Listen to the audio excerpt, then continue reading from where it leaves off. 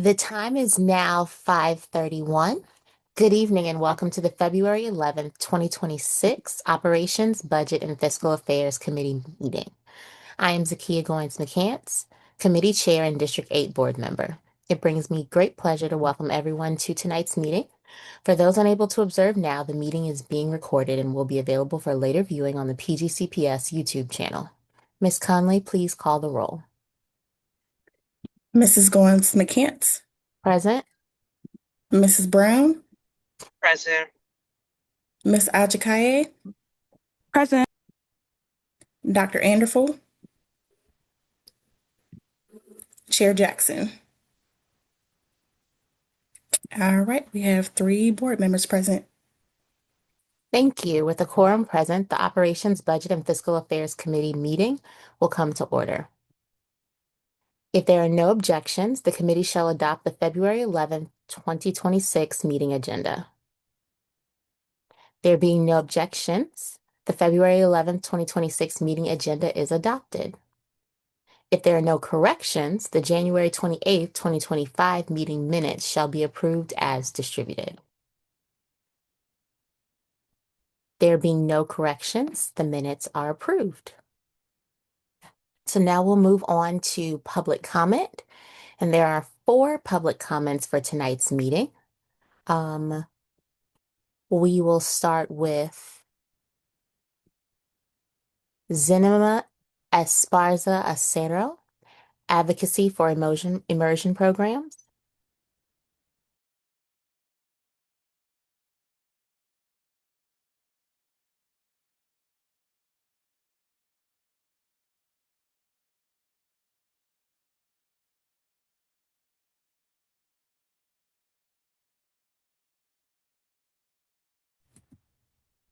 Oh, Miss Zimena, are you there? Hello? Yeah. Yes. Is my camera on? Sorry? No, ma'am, we can't see you currently. Okay, can you give me 1 minute, please? Sorry.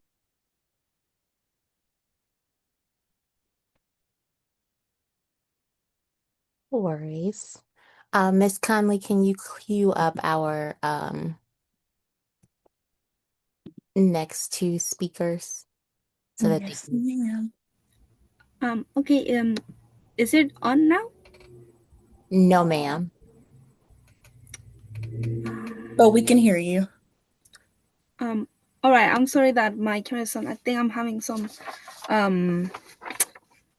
technical issues, but I'm sorry. All right. Thank you for allowing me to speak at this meeting, and good evening, members of the Prince George County Board of Education.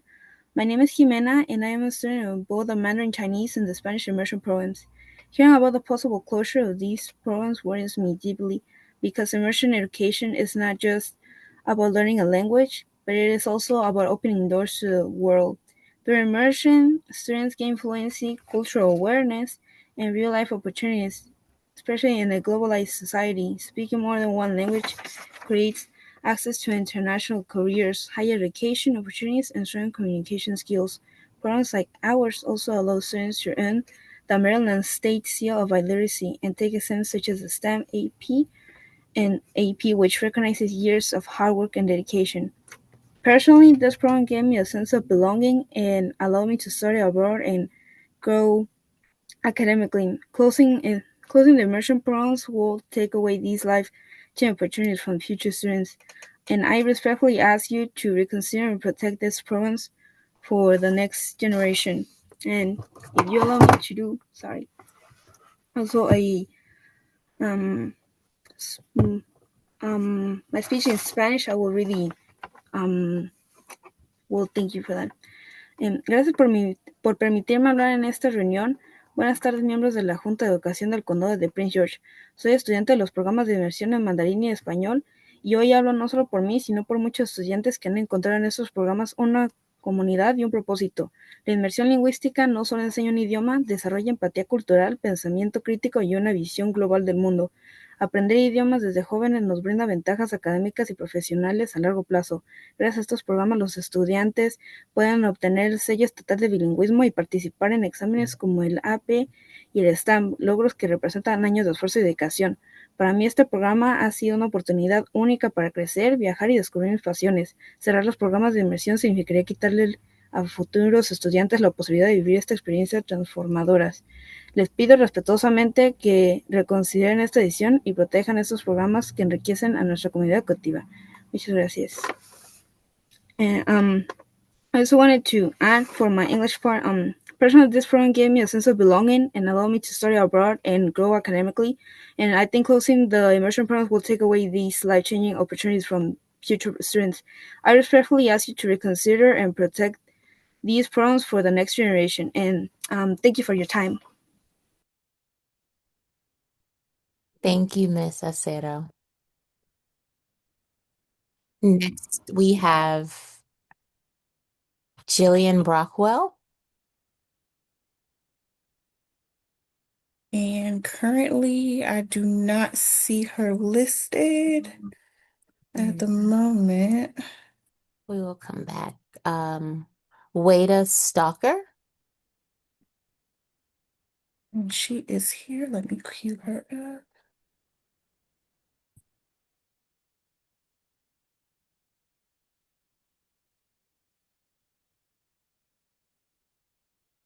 All right, there we go.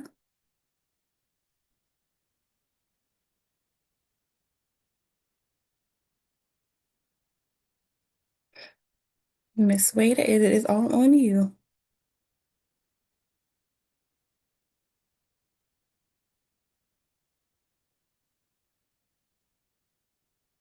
And you're currently on mute if you are speaking. All right, sorry. I thought I had unmuted it. Thank you for allowing me to participate this evening. I am a retired public school teacher with over 40 years of experience who's now working with little pre-K kids.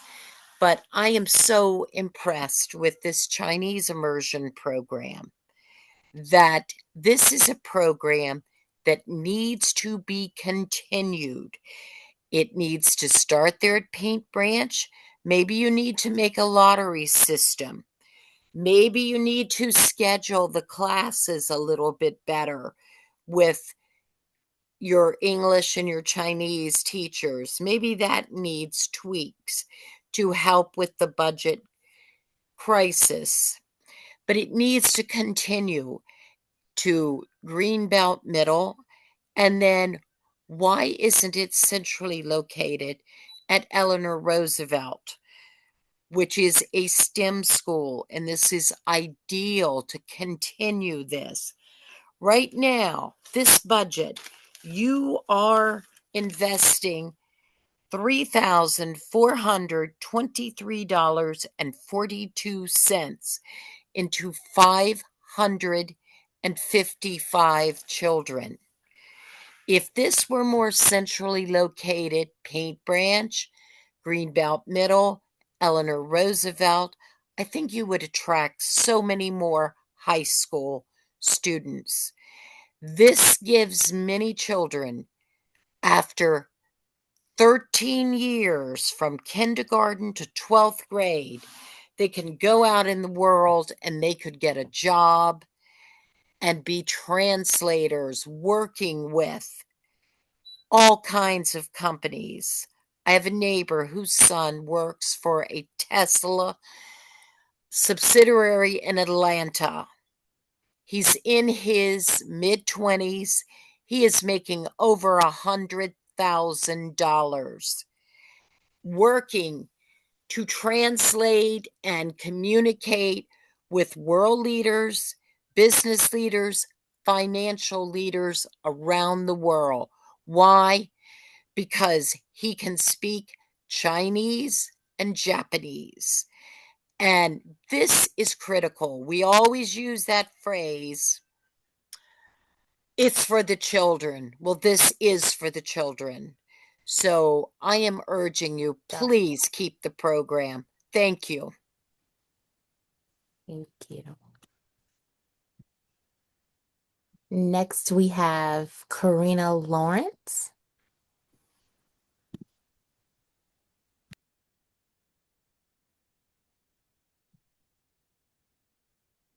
Okay, says that she has declined, but Miss Karina, please make sure to accept the panelist request so you are able to share your comment.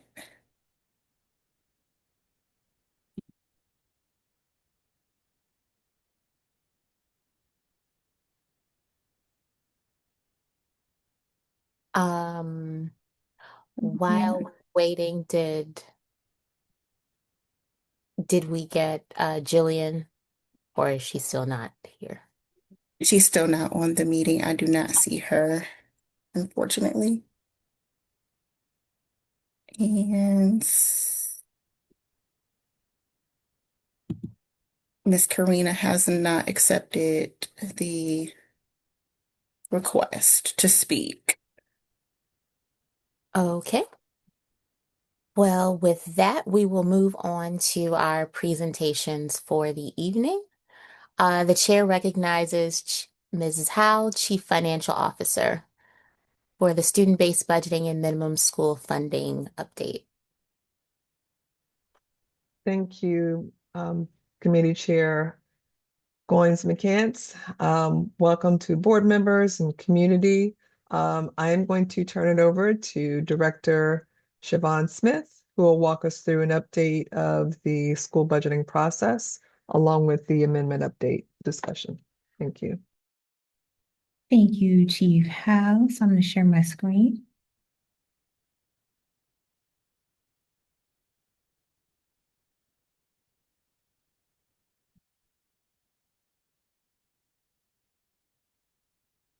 All right. Can everybody see my screen okay? Yes. Yes. Okay. Thank you. So good evening. As Chief Howe mentioned, my name is Siobhan Smith, Director of Budget and Management Services, and I'm going to give two presentations. We'll start with a budget update, particularly surrounding minimum school funding and our student-based budgeting process. So there we go. And some of these slides may look familiar, bringing up Blueprint again. So as you know, I want to make sure that it's clear how our schools are funded. And so as you know, we receive funds from MSDE based on our wealth equalization. And so it is important that when we receive our preliminary state aid, when we factor into our revenue calculations, we have that wealth equalization data along with our enrollment counts and our per pupil amounts. And you know that that will total our revenue per program for Blueprint. And those programs include foundation. It includes, that's our base funding for every eligible student. And just a friendly reminder, when we say eligible student, those are our certified enrollment counts as of September 30th, 2025 for school year 26-27. We also get funding for our farms students, and that is for our compensatory education program, our ML students, our special education, our pre-K. And so the transitional supplemental instruction, I want to remind everybody that that is going away come July 1. So this fiscal year 26 is the last year that we get funding, restricted funding for what we call TSI. We will still receive funding for our college and career readiness. And then, of course, concentration of poverty, that is for our community schools. It's important to know that Blueprint mandates a local share. We are finding that as of right now, Prince George's County is no longer a minimum contribution. I mean, we are now a maintenance of effort county for fiscal year 27 as it stands right now, based off of the wealth equalization data that came through. Friendly reminder that minimum school funding is based off of a certain percentage must follow the students. And so for our unrestricted programs, all that we talked about, foundation, comparable wage index, comp ed, ML, special education, and our pre-K, 75%, the public pre-K, 75% of the funds that we receive must follow the students to the school. On our restricted side, since we no longer have TSI, it's just our college and career readiness, 75% of those funds must follow the students to the school. And then lastly, we have our concentration of poverty, 100% must follow the student to the school. And when we say PPA, remember that is our per pupil amount. And that is for our traditional schools and our charter schools. And so we're going to kind of talk a little bit about how these allocations are calculated. My office, we are in the process of calculating the school allocations. So Blueprint dictates the revenue, what that total allocation is. However, the student-based budgeting is a portion of that total allocation. It does not represent the full allocation. The student-based budgeting is the discretionary portion of the allocation that principals can now plan and budget for. But there are some funds that are locked. So we have two types of locked funding. We have our school-based, and then we have our centrally managed. The school-based locked, whether it's positions or discretionary, it goes down to the school. It's already allocated to the school. It's just that principals don't control it. They can see it, but they don't control it. They don't control how it's spent. They don't control the amounts. And then we have our centrally managed locked funding. And that is managed through central offices, but it stays in a central office cost center. And so one of the challenges, we've talked about this in the past, one of the challenges that we face is ensuring that we have some type of allocation process to pass those fundings, get it out of central office cost centers and allocate it down to our schools. So that when we are trying to meet minimum school funding, it is taking into account all costs that support each individual school. That net allocation, that represents our student-based budgeting. And so that is what principals are anxiously awaiting to receive at this present point in time. And so this just represents our process, the planning process. Right now, we are asking principals to think about their budgets, even without having your allocation. What you know your building, you know your programming, and you know your enrollment. You know your current enrollment, and you know your projected enrollment. And so with that, you should be able to kind of map out, all right, if I get on or about the same allocation I got last year, this is how many positions I purchased. This is what discretionary funds. This is how I allocated my discretionary funds. This is what I think I'm going to need. If I have to reduce, this is where I'm going to reduce. And you want to review those budgets with your ID. So we're asking principals to, once they receive their allocation, and we'll go over the timeline in a second, review their plan with their ID.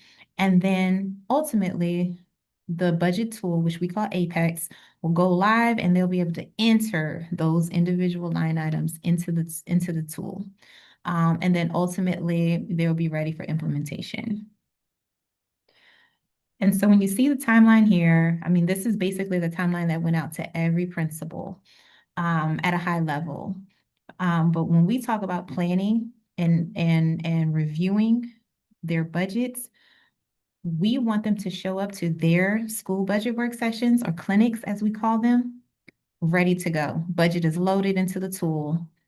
They've already discussed with their IDs. On top of that, they've already had meetings with their HR partners. They understand their staffing, and they are prepared and ready to go. The tedious part is once the tool is live, they're going to originally, when they get their allocations, it originally will be in a workbook. And then once the tool is ready to go live, they will transfer that workbook, the budget plan in the workbook, into the tool. That's the most tedious part. And then ultimately, we are hoping to have everything finalized no later than April 21st. So with that being said, that's just a very high level where we are in the budget process. So as you know, proposed budget, Budget book is out, and now we really need to focus on our individual schools and making sure that they can plan out their budgets for the following fiscal year. So I will stop here, pause, before we start talking about the board budget amendment process. Board members, do we have any questions?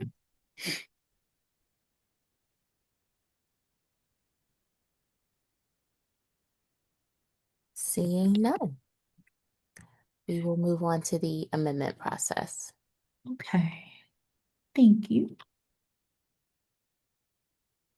Okay, so as we know that the Board of Education may have changes that they would like to make to the superintendent's proposed budget for fiscal year 27. Those changes primarily are maybe based off of public feedback that they're receiving, whether it be individually or collectively within their districts.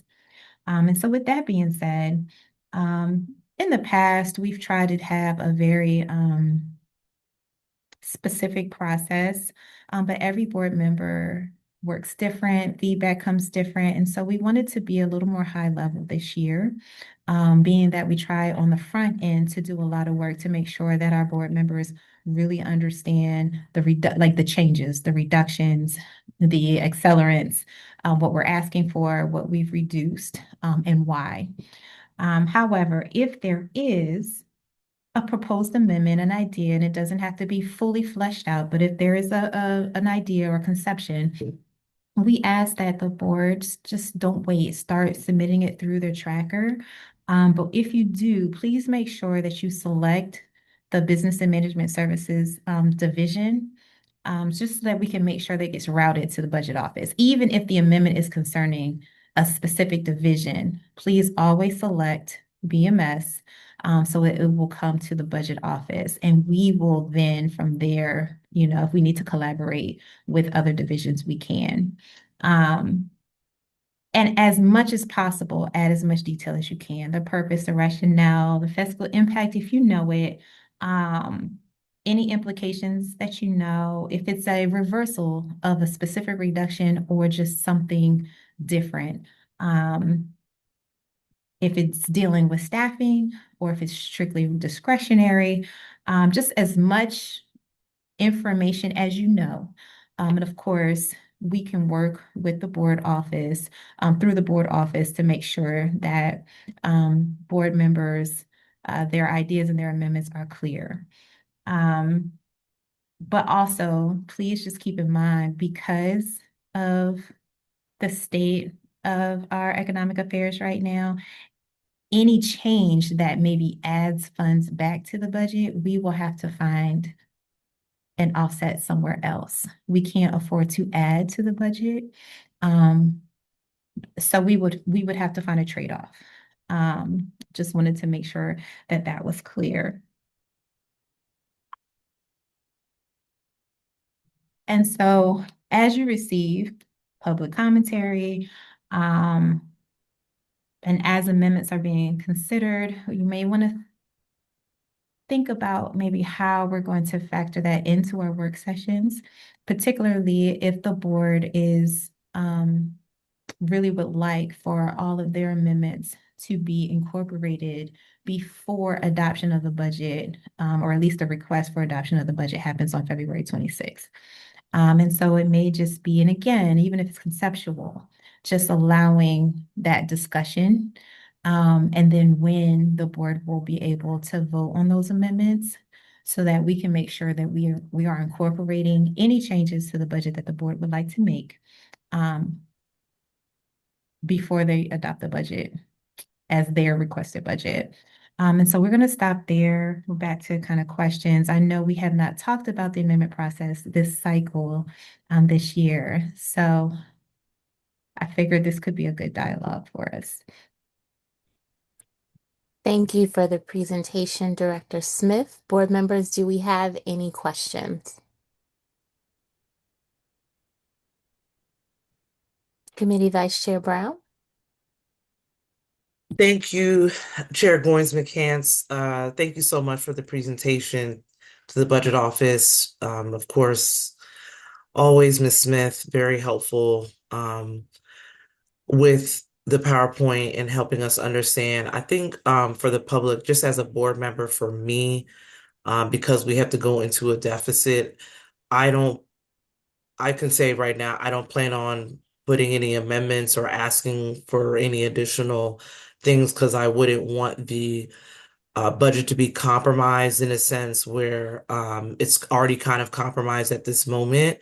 I think the biggest question for me is even throughout this amendment process, because I'm trying to understand this a little bit better, what you have here, even if we're saying, hey, we want you to follow through or we support, do we send that to BMS or we just wait until the 26th as board members? Do we just say, hey, we're just going to wait to discuss it? But are you expecting board members to also say, hey, we do want this to change. We are in alignment with that, with the administration based on constituent feedback, or is that something we wait until the 26th to talk about and do? So I think twofold. So I think if the intent for you, Board Member Brown, if you're like, I don't intend on submitting an amendment, then yeah, you absolutely can publicly state that during the board meeting on the 26th. If other board members potentially are thinking about any changes, whether it be further reductions or some type of add back, that's when we would hope that, to send something through the tracker just so that we're tracking it. And then also think about how ultimately, you know, how and when the full board would review and vote on any of those changes, what that may look like over the next 3 weeks. So, Thank you.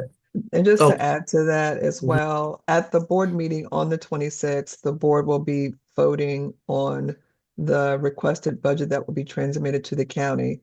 And it is in total, but it's also by the 15 state mandated expenditure categories as well. And so if there's going to be a potential amendment, we need to know that in advance. So we have a budget to bring to the meeting for the board members to vote on the 26th. So if it happens on the floor, we wouldn't necessarily have the opportunity to incorporate those recommended changes ahead of time. So having it by the 19th gives us less than a week to then incorporate those changes so we can then update the board action summary that would be presented to the public early prior to the meeting on the 26th. Thank you so much.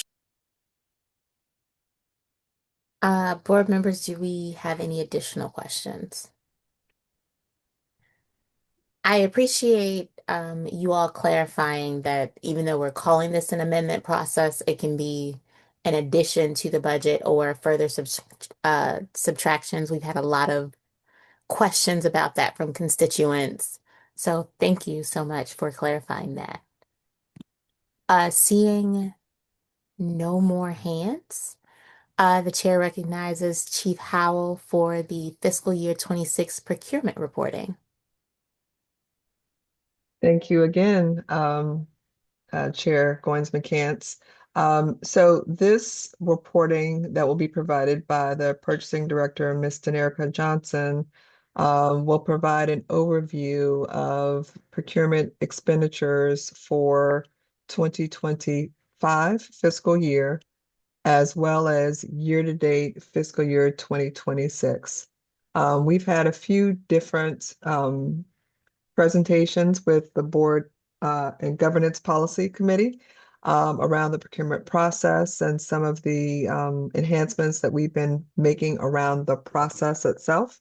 And that will continue to be an ongoing effort over the next year or so.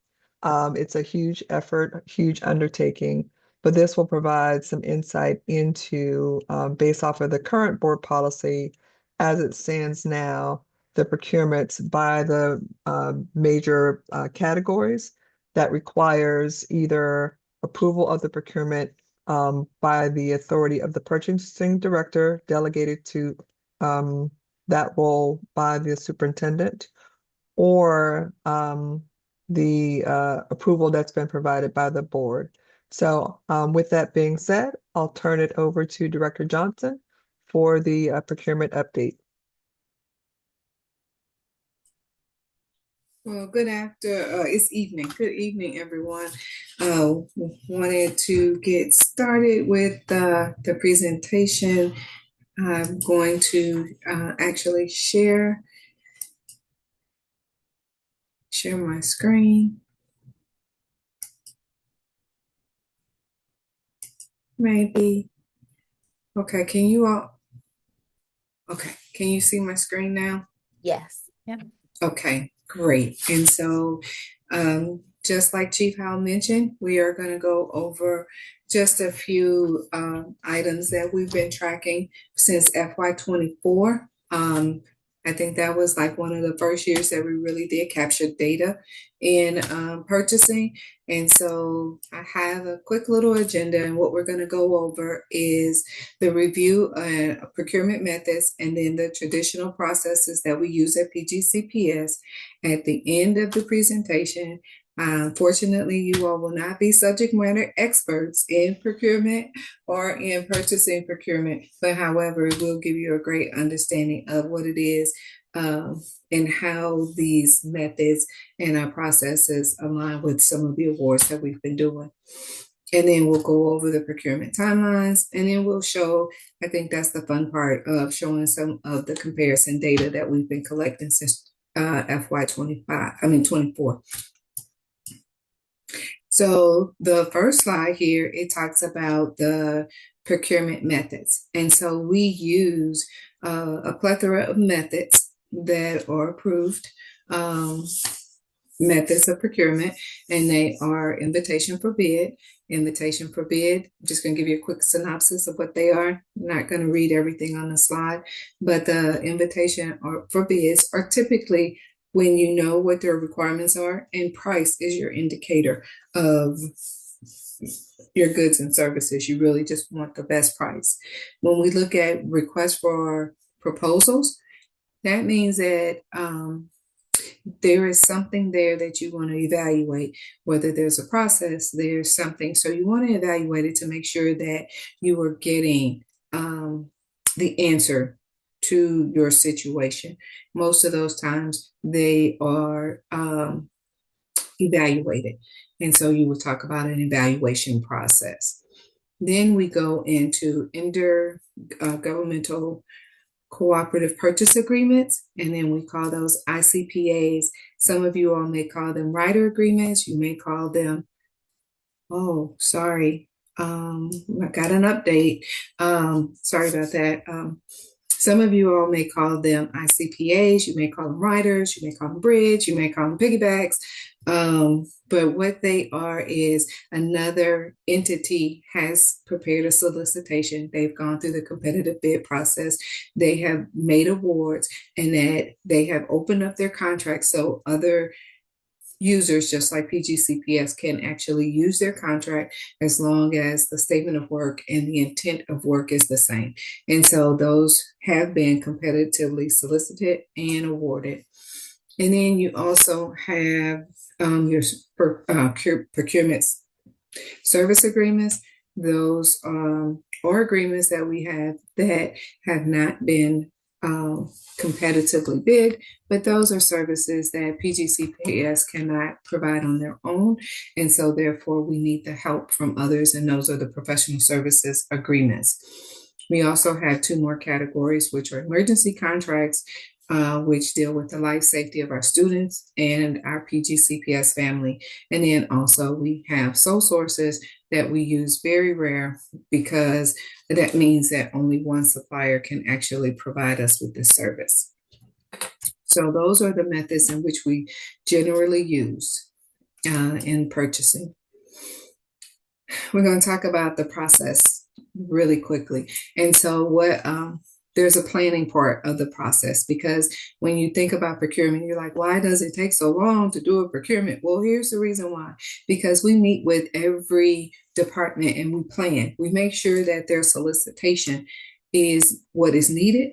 We're going to review and provide them with guidance and one of those methods that we could use for them. And then we're going to work with them all the way to the end. And so we're going to plan that out. Then we're going to actually prepare the solicitation. They're going to help us with writing the scope of work, the statement of work, the specifications, and any other information that is needed. We're going to issue the solicitation. Our solicitations are typically issued on eMaryland Marketplace, which is a state of Maryland website, and we also receive them on that same website.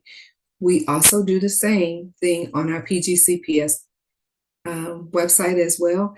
The only reason why we really like to steer vendors to the Emma website is, one, you got to submit your proposal there or your offer there. But then the second thing is, once we post, you get an immediate notification that it's out there.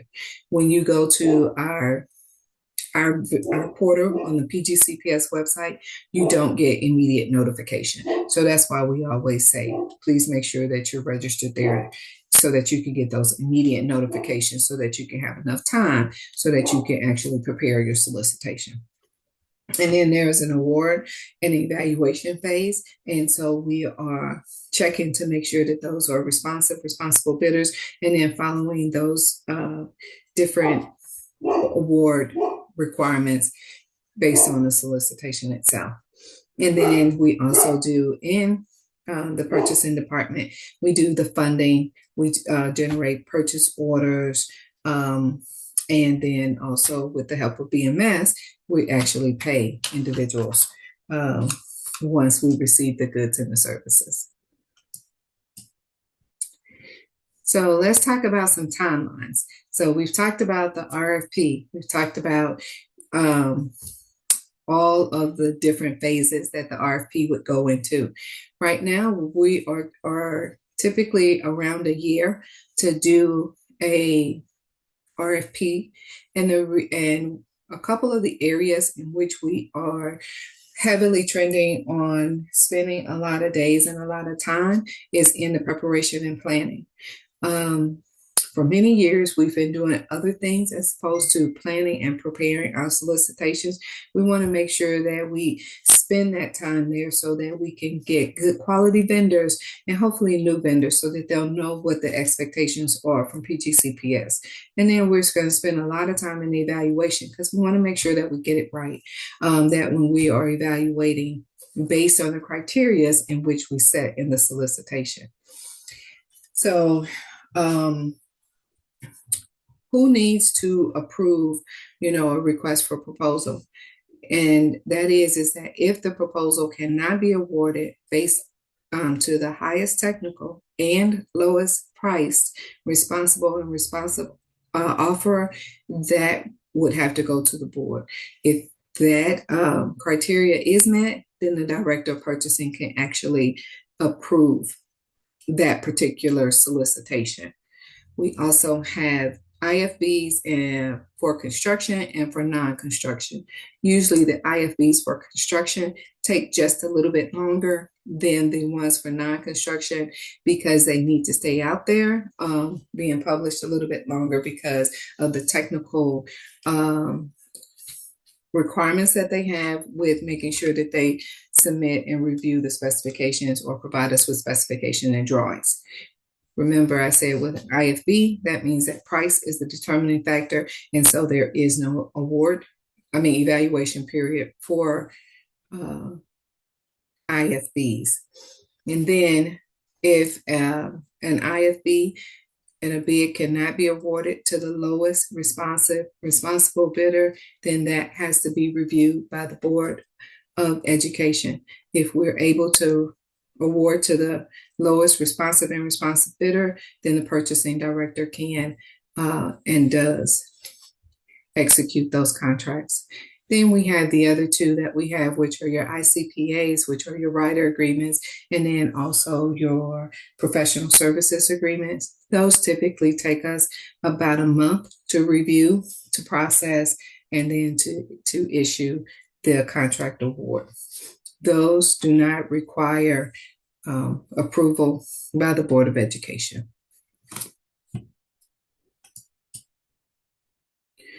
So then we talk about our thresholds. And so we've talked about small procurements. Small procurements are those that are issued under $50,000. There is this graph here that shows you what are the required documents that need to be reviewed and attached for our small purchases. If it is, I'm just going to take one. If it is 15,000 to 14,999, then yeah, 3 quotes are required. And then we strongly, highly recommend that one of those quotes are from a minority-owned business. We also have on my right-hand side, we have the state statutes so that you could go back and look at the state statutes when it comes to, and it's also the state statutes is our purchasing manual as it exists right now, and then the COMAR, and then those are there on the right-hand side. So now we come to the comparison piece. And I mentioned to you all that we've talked about FY24, 25, and then mid-year 26. And we've talked about, what is required for board approval, what is required that the director of purchasing can approve. And then we broke it down by those different contract areas that we've been talking about. So in FY24, the board actually approved 20 solicitations, and 25 is 16. And this year, just alone, it's been 47 contracts that the board has looked at and reviewed. We have for IFBs, the purchasing director, you can see that that is a beautiful trend upward, because to me in FY26, that means that we actually awarded 26, I'm sorry, FY24, we actually awarded 26 formal bid solicitations, and you can see just in FY26 that we've trended and that we've awarded 53, and that is definitely where we want to be. We want to make sure that we're issuing our own PGCPS solicitations.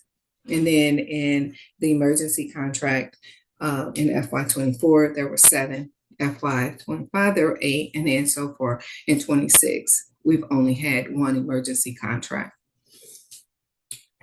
Then you can see that for the ICPAs and the riders, we trend around 113, 111, 55. We're right on track with what we've done before, but we've got some ways that we want to make sure that we stabilize that number. And we could talk about that. That's one of the last things I want to talk about on this slide. And then you have your PSAs, your agreements. And so you can see that that number, just looking at it from FY26, that's a little high. So we're going to make sure that we look at that number so that we can see why is that number a little high, and so that we can try to stay within the trend, or we can pivot and do something different. So we want to look at that.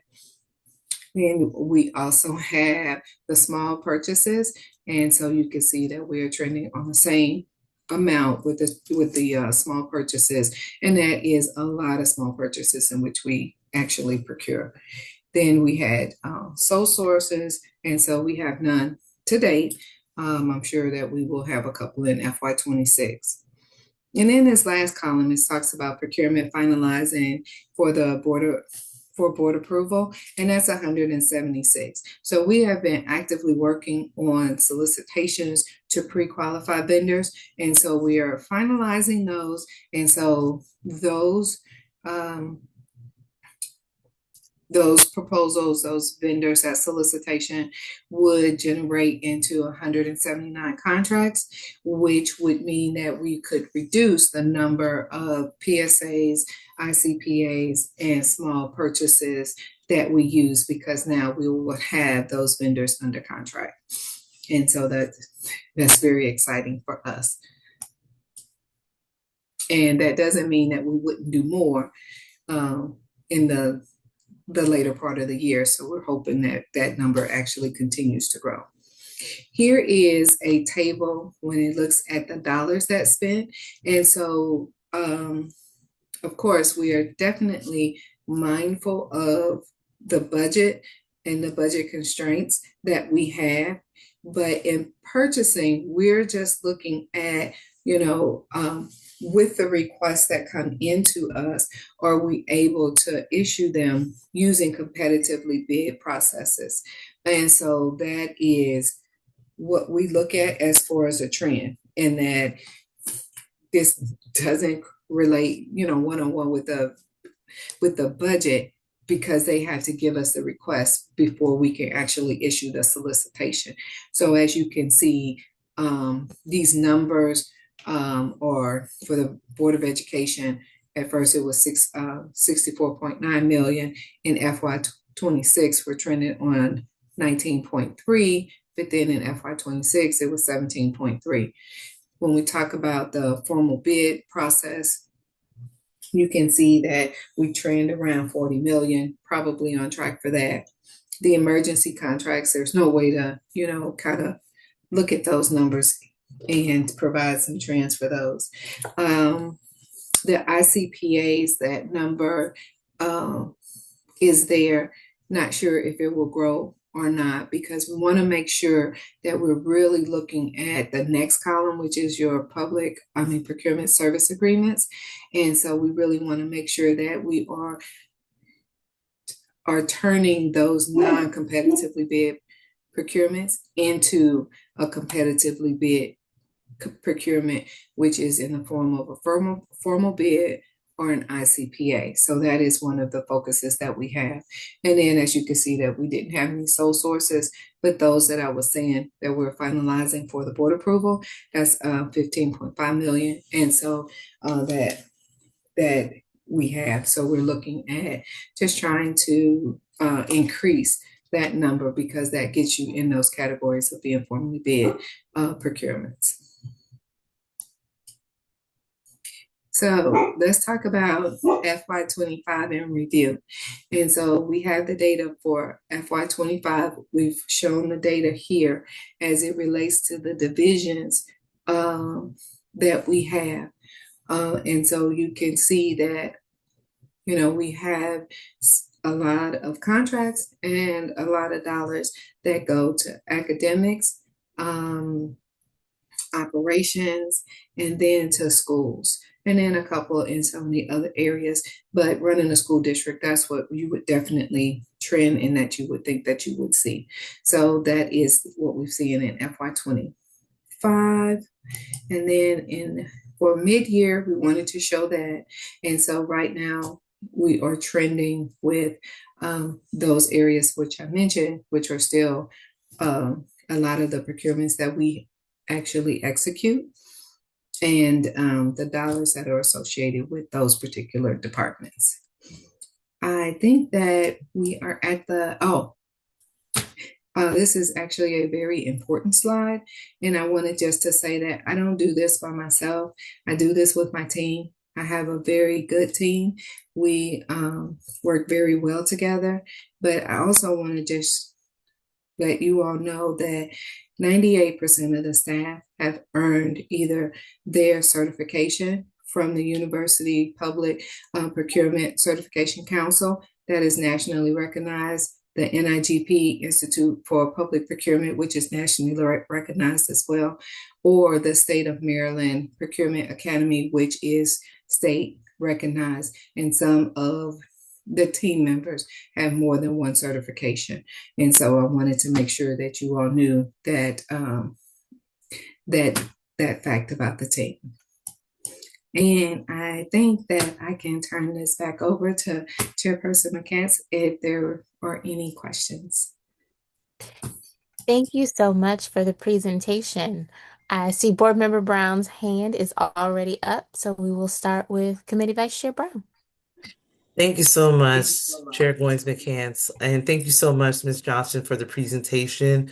My husband is a contracting officer in procurement, so a lot of the language I was very familiar with, but I am not a subject matter expert by any means. I did have a couple of questions that I wanted to ask. The first thing I wanted to, because we are looking at deficits, what are they doing to drive the price down during this solicitation process? So that's actually a really good question. And so we are entering into negotiations with these firms. And so we are asking for best and finals most of the time to see if they can provide us with a lower cost. But then if not, then we're negotiating. Now, do we do as a school system, do we do firm fixed pricing or do we do more labor hour contracts? We do a mixture of all, Okay. and it just depends on what the service is.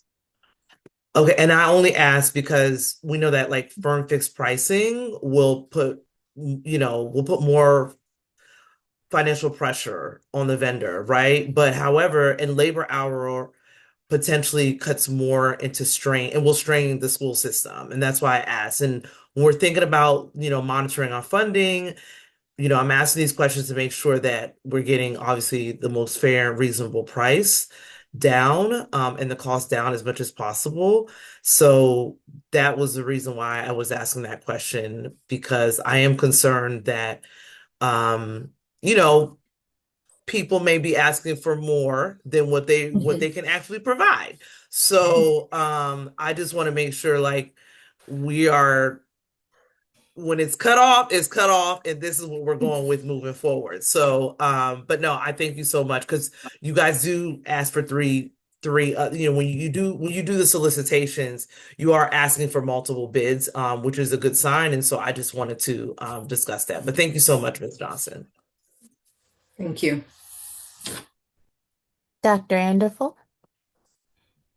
Yes, good evening, everyone, and apologies I'm unable to be on camera. So I just had a quick question in the same vein, just in light of the budget cuts that we know are upon us. I'm aware, one moment, I'm aware that there are changes that are being made to our purchasing policies, to vendors that we currently work with, some of which I'm sure in an effort to cut costs, or most of which in an effort to cut costs. I don't know if this question should be directed towards you, Chief Howell, or to someone else, but can someone just for the public speak to what the changes are that are currently being put in place, whether temporary or otherwise, to decrease the number of vendors and I'm assuming potentially reassess our vendor and purchasing relationships? Sure, I can speak to it at a high level, and then Director Johnson can add anything additional that she'd like to be able to share. Currently, right now, our primary focus is to ensure that the procurement relationships that we have with vendors are with the district and vendors and not individual schools or offices and vendors. Obviously, we have over 200 individual schools. And we need to make sure that as a district that we are abiding by and in compliance with our own board policy that sets spending thresholds for a particular vendor. And if we're below that threshold, Director Johnson has the authority to sign up on those contracts with those vendors. If they're above those thresholds, we want to make sure that we are going through a competitive bidding process and leveraging our purchasing power to negotiate the best terms and conditions on behalf of the district. Sometimes you may have a need or a service for goods or services that is specific to one individual office. But when it comes to our schools, oftentimes it's going to be a benefit to more than just one school. So we have to make sure that we're evaluating that collectively to ensure that we're getting the best terms and conditions on behalf of the district as a whole, but also making sure that we're in compliance with the established board policy. So it's really working towards having these consistent contracts with vendors on behalf of the districts and following the correct procurement method in order to arrive at those contracts. Thank you, Chief Howell. Board members, do we have any additional questions? Seeing none. Thank you so much, Director Johnson, for your presentation. Chair Goins McCants, I do see board member Dr. Adornful. And Dr. Anderson? Yes, I'm sorry. If I can, and I don't know if we're going into the second round, I just had a follow-up to that question. So just to if I may. Absolutely. Okay. Yeah, so the follow-up to the question, thank you, Chief Howell, is so does that mean that we have current vendors who maybe we've had over time where, again, perhaps temporarily we are, ending contracts with vendors to reassess? Is that correct? Is that what you're saying? So I can speak to the process that we're going through. Obviously, as a district, we have to ensure that operations can continue. And so you can't just shut off goods and services and be left with a solution that's not going to be amenable to support what we need. So Director Johnson and her team have been working through a process, and it varies depending on the vendor, the service, the good, to establish short-term contracts with vendors that will allow us enough time to enter into and to complete a procurement process that would take a little bit longer based off the timelines that you've seen.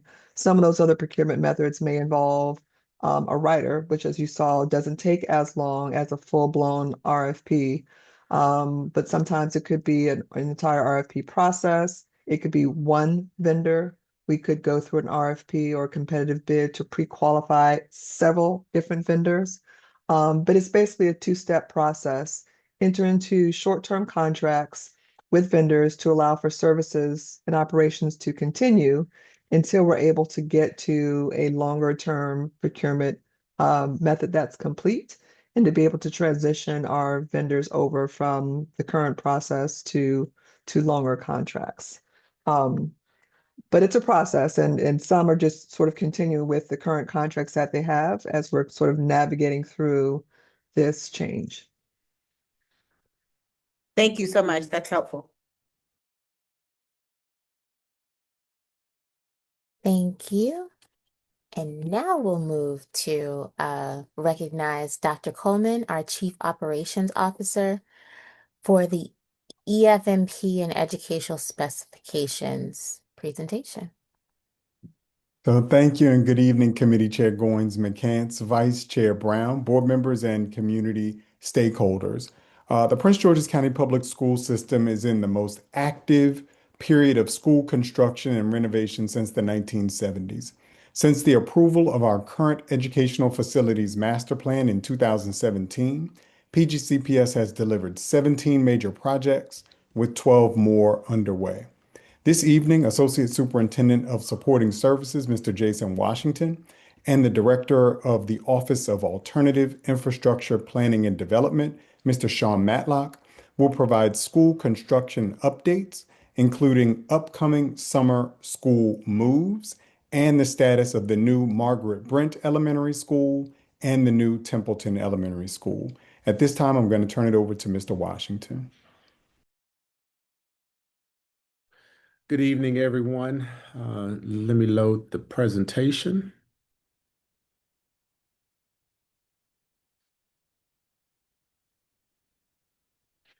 And I have the pinwheel of death from Apple here. So hopefully.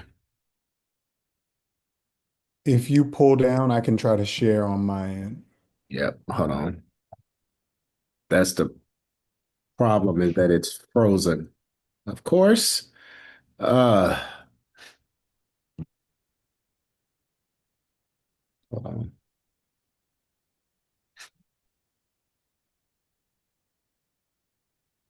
See if this helps. I had it on full screen, so maybe. I've been given the ability to do so. So Nope. there we are. All right.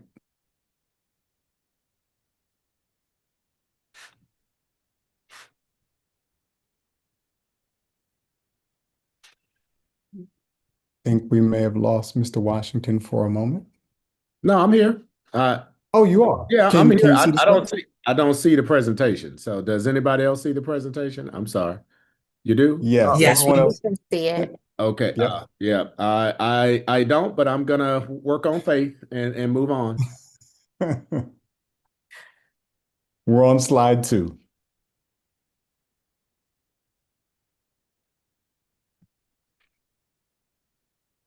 Summer relocation plan for 2026. I think he actually disappeared this time. All right, so why don't we go ahead and get started? So, as a part of our aggressive school construction program, including both Blueprint schools as well as the CIP schools, we will undertake the most aggressive summer relocation plan in the history of PGCPS. So you can see here the number of schools that are moving. We will have 7 school moves this coming summer. Spring Hill Lake Elementary School will be moving to the what is now the Dora Kennedy French Immersion site. Dora Kennedy French Immersion will be moving to the Robert Goddard site to be co-located with the Montessori program. James Duckworth Regional School will be moving to the original Kenmore Middle School site. Templeton Elementary School will be moving to their new Templeton Elementary School. Glen Ridge Elementary School will be moving to the Margaret Brent Elementary School. John Hanson Montessori School will be moving to the currently vacant Potomac Landing School. And Schmidt Center is not moving off of their location, but we're going to be moving internally in that space as they conclude their capital project. So at the same time, we will be relocating at least 3 administrative facilities. 1601 McCormick Drive is currently under a letter of intent. We are finalizing the lease, and we'll be able to move staff into that new facility to help offset the building concerns that we have from staff in substandard work locations. So all of these relocations will be completed by early August, and our goal is to have no disruption to school activities. And I'll turn it back over to Mr. Washington to pick it up with the timeline. You're on mute. Yeah. Thank you, sir. So right now we are in the middle of uh, selection of move managers. We have finished a procurement for task orders and now are reviewing the respondents. In this particular case, to kind of spell it out, we created a pre-qualified list of a small group of move vendors to allow us to identify vendors quicker as we prepare to support schools in their moves. We've also worked with the schools to identify move coordinators, and all departments are now doing an audit of materials in the school. This will happen throughout the winter. We've done most of it. And so now we're moving into facility coordination meetings, development of move management calendar, and purge and the most important part is purging and packing of materials. Um, One of the big things is that since we are 2 schools moving into new facilities, they have all new FF&E. And so a big push as well is working with the warehouse to move furniture around that is in still good and useful condition as a way of saving cost as well to prevent the need of buying additional new FF&E for schools. Finally, this summer, we move forward with move activities. All of our moves are scheduled to be completed by the 1st of August to ensure that there's no disruption in the educational program at each school. And they will be staggered to ensure maximum effort to get the schools moved in on time. In some cases, schools will have to adapt registrars to different facilities for the summer, and they will instruct each school community when to do so. Next slide. And now I turn it over to Mr. Matlock to give us an update on the 2 upcoming schools. Good evening, board members. We have new schools that are opening under the P3 program. And the first of which is Margaret Brent Elementary School. This is an overview of the schedule. So as you can see, we're through design permitting. We started work, done the superstructure. We started building the envelope. We completed that. We started building the systems. That's just about done. And now we're going into the interior finishes. So we're roughly 70% done on this building, and we're going into the part where we're finishing interiors and really making the site look like a school site. Next slide, please. So again, we're working on that exterior facade. The brick installation's roughly about 80% complete. Our MEP wall, in-wall, and overhead rough ends are happening right now. So we're closing in a lot of the pipe work, site roads, curbs, gutters. That's all being installed now. And utilities, the permitted power is energized. We got water and sanitation lines that are tied into the main. Gas lines or installations completed. Telecommunications, conduit, and installations are all completed. Next slide, please. Here are a few photographs of the school in progress. Next slide, please. As you can see here, here's the exterior facade. You can see the brickwork that's going up on parts of the building. Next slide, please. This is the overview of the site. As you can see how the parking lots and entrances and exits are being laid out for this school. Next slide, please. So next up is Templeton, which is also at 70%. I'm not going to go through each one of these because we're basically at the same spot we are with Margaret Brent. And next slide, please. So we got the building and foundation superstructure complete, the geothermal wells and vaults, and both schools are getting geothermal and solar, so they will both be roughly net zero. The building envelope and roofing installation is being completed. The exterior facade, again, 80% complete. The ME wall and everything like that is going in. And in the kitchen, walk-in cooler and hand hood installations are in progress now at this site. And this is an overview, an aerial view of the school as it looks now. You can see it looks like a school now. Next slide, please.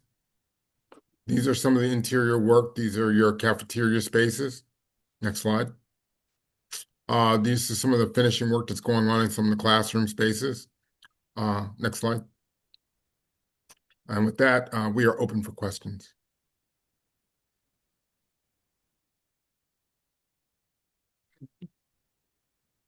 Thank you. Board members, do we have any questions?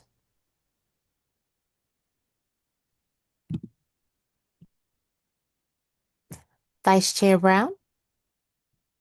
Yes, thank you so much, Dr. Coleman, and to Jason. I really appreciate you all's time, and Mr. Matlock as well for giving the presentation. I did have a question about Dora Kennedy. Of course, I feel like they've been for a number of years, they have made requests, obviously, to be in a new building. That has been the number one request. I do not believe Goddard was an ideal place. I think that's the best way for me to say. For them is, I guess, the request for them. Did we think about other options? And why was Goddard the only place that we solidified the space at? Because even though it's not in my district, I do have a lot of families that send their kids there, and kind of wanted to get you all's feedback. Thank you. Sure. Thank you so much. No, go ahead, sir. No, I'd say thank you so much, Board Member Brown. So when we started this process and looking at the long-term facility plan, actually Dora Kennedy was slated to go to Kenmore Middle School. That was the initial I identified space because it was a singular school and had a footprint big enough for the campus. That was resoundingly rejected by the community. And then we went back to the drawing board, and the only option that became available at that point was Robert Goddard. And what helped to get to that point is prior to moving into their current old Greenbelt Middle School site, they were co-located at Goddard with Robert Goddard Montessori.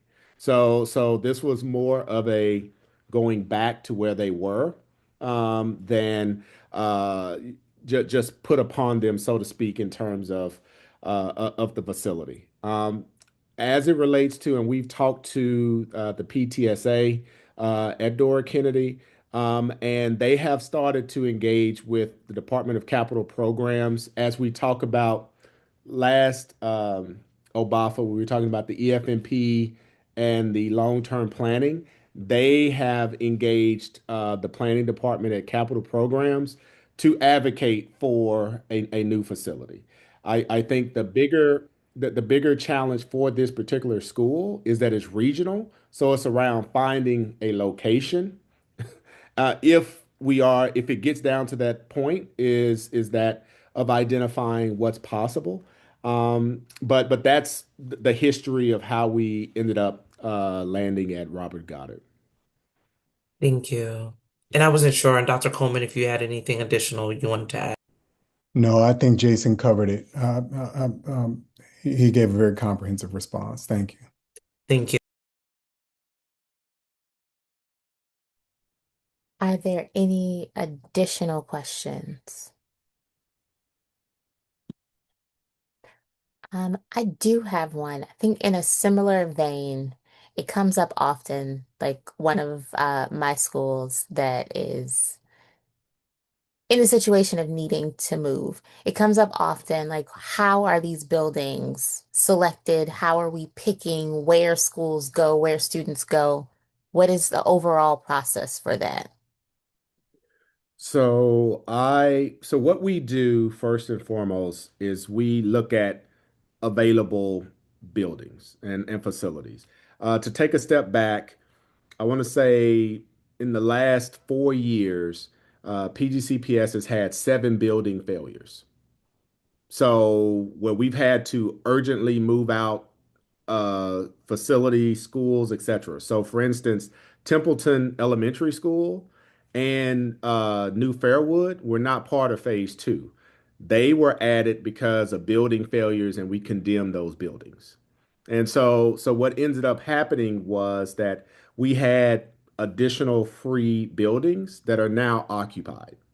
And so what we look at is available stock of schools at the time, with the recognition that we want to uh, keep open swing space opportunities for unfortunate incidents like school failures or issues like that, and also for school personnel and administrative staff. So we have administrative staff in 2 recently closed schools that we wanted to close, but we can't because we now need that for admin space. And so what we start with is what facilities are available in our portfolio because we do not have the funding to just look at leasing as an option that's there. We start with what do we have, and then proximity to the school locations.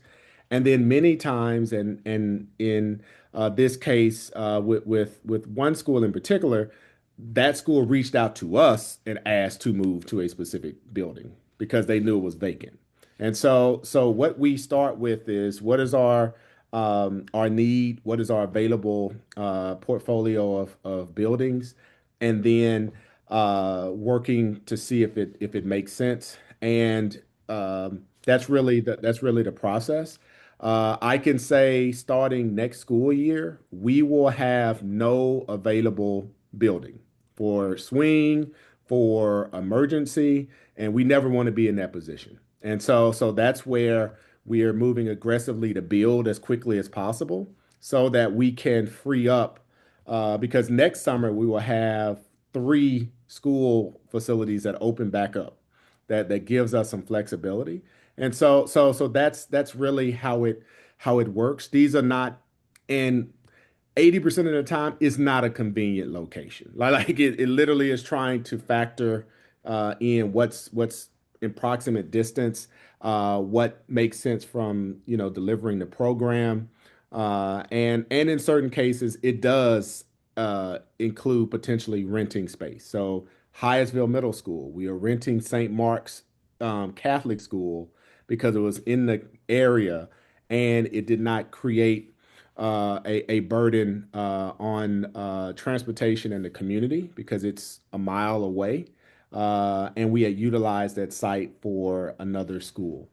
So that's factors that play into it. But we have a long range plan that we try to stick to and identify available space. Yeah, and if I could just add, Mr. Washington did a great job of outlining kind of the operational constraints and variables that we have to consider with respect to school moves. I just also want to highlight that we also are in direct communication throughout the process with the academic and instructional team, the school administration, to consider what the potential impact will be on the instructional program, which is the whole purpose and goal behind what we do. We will not place students into spaces that are not conducive to supporting the instructional program. And we can say that with confidence because we do communicate in throughout these processes with the academic team, with the school administrations to ensure that we're not compromising what needs to happen for children. Thank you so much, Associate Superintendent Washington and Dr. Coleman, as always, for your presentation. Director Matlock, I think we've lost Director Smith, but Chief Howe as well. Thank you all for giving us these updates this evening.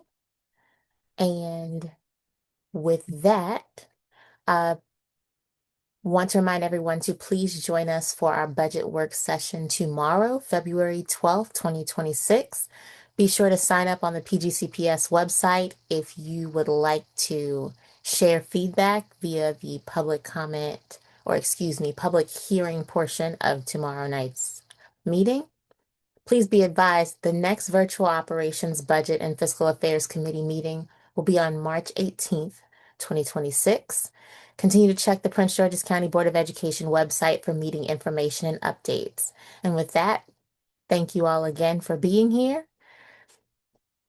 There being no further business, the time is now 6:48 p.m. and the February 11th, 2026 Operations, Budget, and Fiscal Affairs Committee meeting is adjourned.